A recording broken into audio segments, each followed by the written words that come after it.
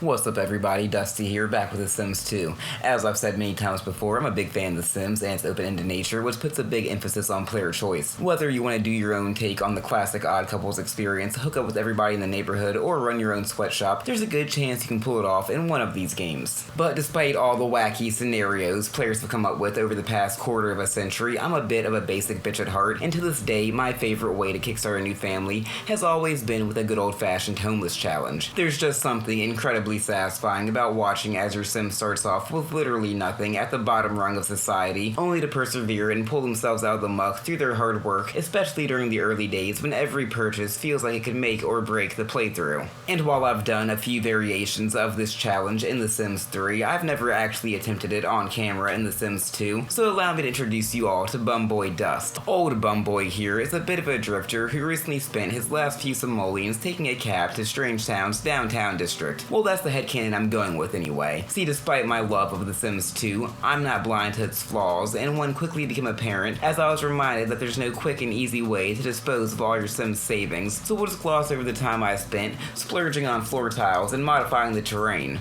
Anyway, upon arrival, Bumboy was eager to start seeking gainful employment, but he had to wait for the paper to be delivered, so he decided to occupy himself by jumping rope, since it was one of the few productive tasks currently available to him. By the time the paper had arrived, he was close to reaching level 1 of the body skill, so he decided to go ahead and reach that first milestone before he started pursuing the one-ads. The military and law enforcement careers both offered great starting pay, and were certainly appealing options considering Bumboy's newly developed interest in fitness. However, simply surviving until your first actual day of work and ensuring your mood isn't so terrible that you aren't just fired anyway can be one of the most difficult aspects of this challenge in The Sims 2, and golf caddies had the earliest start time, which is how Bumboy settled upon the path of a slacker. Now, one of the reasons that surviving the first day can be such a pain is because The Sims 2 isn't nearly as charitable as its sequel when it comes to providing players with free food, and you can't visit your neighbors in order to mooch a quick meal off of them. Thankfully, the game's various expansions added in numerous options to supplement your income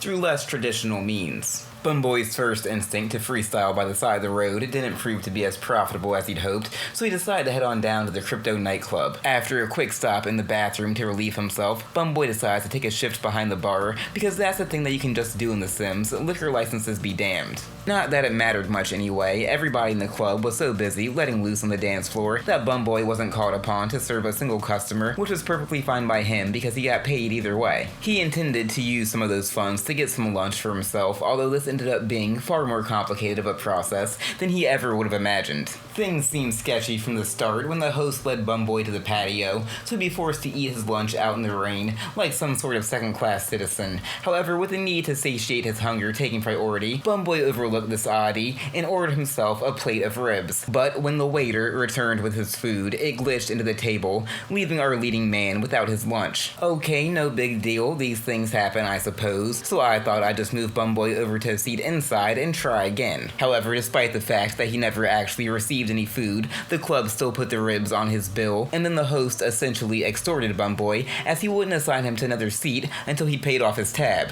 Since his hunger was getting precariously low and I wasn't looking to get him stuck in a starving animation loop on the very first day, Bumboy begrudgingly paid the bill and then finally got his plate of ribs. Quite understandably though, he already considered his food to be paid for, so he decided to skip out on his second bill, and to my pleasant surprise, this little scheme went off without a hitch. But back at his home lot, I'm reminded that time doesn't actually advance when you're at a community lot in The Sims 2, which can be a bit of a mixed bag. On the upside, this means that Bumboy is still able to engage with the customary welcome wagon and acquaint himself with a few of Strangetown's colorful characters. One big drawback to this though is that any changes to your Sims' needs that they experience on a community lot do carry over, which means that Bumboy had lost a few hours worth of energy, but still had roughly 13 or so hours until his first day of work. And there aren't many better ways to absolutely tank your Sim's mood than to force them to spend a few hours passed out on the floor. So Bumboy chose to ignore his guest and instead devoted his attention to digging up his quote-unquote yard in search of whatever treasure it might be hiding. Now this might sound like the twisted logic of a meth head who's 3 days deep into a bender, but I swear that's actually a viable strategy in The Sims 2. Granted, the early returns of rocks and bones didn't inspire the most confidence, but thankfully even such seemingly worthless items still have some value for some unknown reason, and ended up funding Bumboy's second lunch outing. There was also that whole incident with the water line, which certainly wasn't ideal, but but you gotta break a few eggs to make an omelet, as the old saying goes. And it all proved to be worth it once Bumboy uncovered an ancient treasure map which promised to lead him to unknown riches somewhere on Twaiki Island. While that did sound pretty fantastic, unfortunately at the moment, stuff like plane tickets and hotel fare weren't exactly within Bumboy's budget. But one option that was currently available to him was to pawn it off for a few hundred simoleons, so that's exactly what he did. Now some people would claim that this was short-sighted, but my counterpoint would be that you can't sleep on promises. Well, I mean, I guess you technically could if you had like hundreds of notebooks filled with written IOUs and you stack them all up in a pile, but that doesn't exactly sound like it'd be too cozy. Anyway, the point that I'm fumbling to make is that due to something off the map,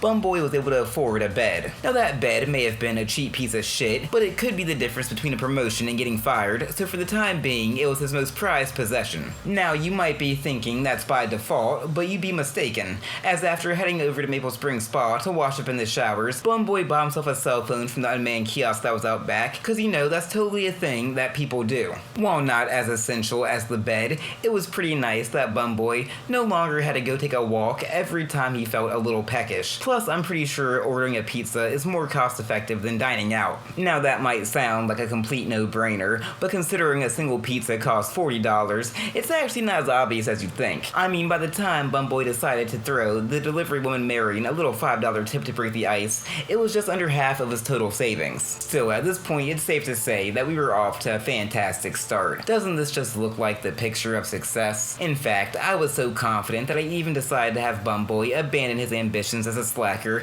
and instead embrace his true calling as a security guard. 8 p.m. start time be damned. When Bumboy, he even took it upon himself to tidy up the yard and decided to get ahead of the curve and further improve his athletic abilities, knowing it would pay off down the line. And even after all of that, he still had time to get in some more beauty sleep, then hit up Marion yet again to make their friendship official in accordance with sim law. Finally, after what seemed to be an eternity, the carpool finally arrived for Bumboy's first day of work, and I was so certain the promotion was in the cards. I can almost taste it. As it turns out, my confidence was not misplaced, as when Bumboy returned home, he'd be doing so as the newest cadet at the police academy. And of course, these increased responsibilities were also accompanied by a nice bump up in pay, as well as a pretty hefty bonus. He quickly replaced his bed with a much more eye-pleasing tint, and also purchased a shower, which thankfully meant that simply washing his funky ass would no longer be a whole thing. His work schedule had also been completely flipped around due to his promotion, and while some people would be pretty annoyed to be called back in 6 hours after their last shift, Bumboy was more than happy to start climbing the ranks, and he was apparently a quick study, as after only a single day at the academy, he'd find himself tasked with protecting the mean streets of Sim City as a patrol officer.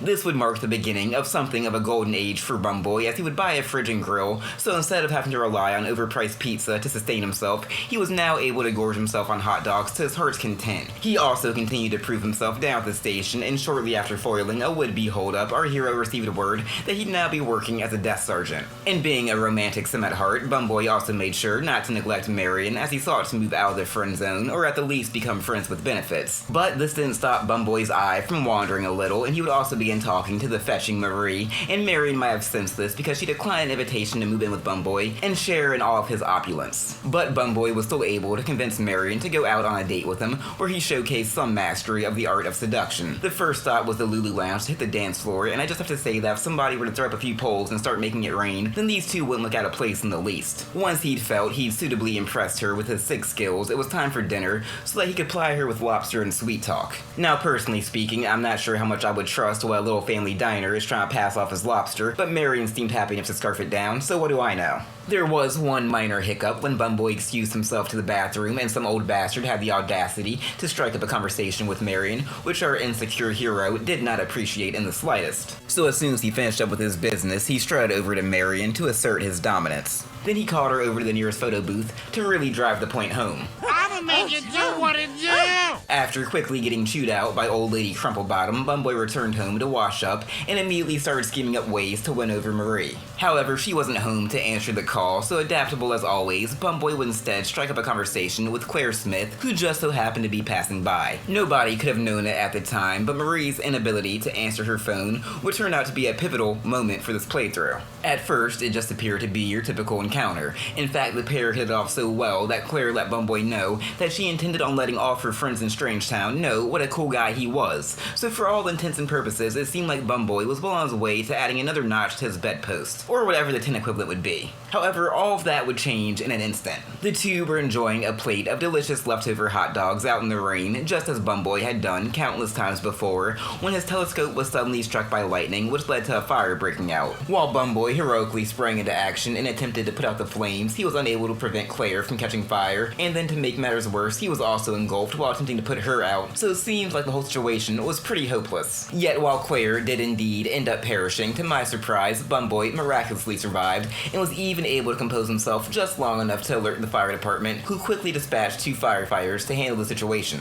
Following such a traumatic experience, Bumboy understandably wasn't feeling too hot, no offense, and while it would have been possible to fix his mood through conventional means, The Sims 2 features some pretty nifty aspiration rewards, and by this point Bumboy has saved up enough points to acquire an eclectic and enigmatic Energizer. It might look like the wet dream of some late 19th century crackpot scientist, but as long as your sim has a gold aspiration level or higher, it's sure to restore and rejuvenate all of their needs. So immediately after going through an ordeal that would have killed most Sims, our boy is already feeling fresh and frisky and is eager to put this whole episode behind him. So before long, Bumboy is developing a little feud with Victon Curious, as seems to be mandatory when you're playing in Strange Town, putting in the time with Marion to reassure her of his devotion, and shifting his attention from Marie to Wanda in a search for a side piece, simply because their schedules seemed to line up better, which made it far more convenient. There is a bit of a rough patch when his shower breaks, which causes weeds to start sprouting up around it, and the freezing winter weather certainly doesn't help matters any, but in the grand scheme of things,